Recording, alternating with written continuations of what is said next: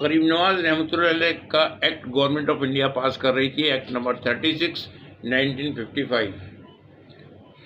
उससे पहले 1950 के अंदर गवर्नमेंट ऑफ इंडिया ने इलाहाबाद हाई कोर्ट के सिटिंग जज जस्टिस गुलाम हसन की अध्यक्षता में एक आयोग बनाया और दरगाह के माल एडमिनिस्ट्रेशन को लेकर के उसके ऊपर इंक्वायरी की।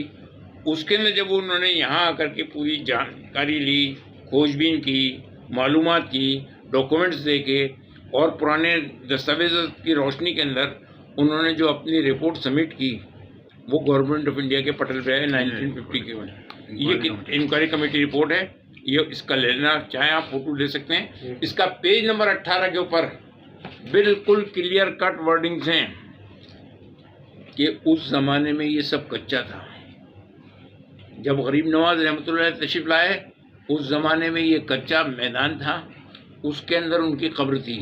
अब साइकोलॉजी पॉइंट ऑफ व्यू से आप खुद अंदाज़ा लगा सकते हैं कि जहाँ पर कब्र होगी और वो भी कच्ची, 150 साल तक आपका मज़ार कच्चा रहा, बिल्कुल भी वहाँ कोई पक्का कंस्ट्रक्शन नहीं था, तो उसके नीचे टेम्पल कहाँ से आ गया भाई?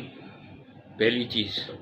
दूसरी चीज़ के जो महमूद खिलजी थे, कहाँ के थे? ये लिखा हुआ है पूरा, मालवा के किंग, मालवा।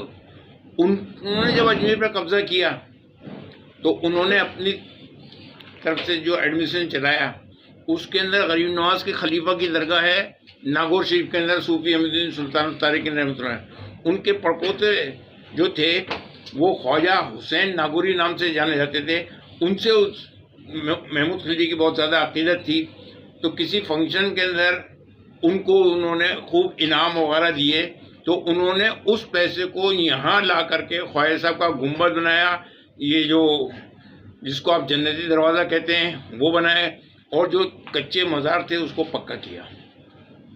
ये उस 150-200 साल के बाद में बनाया।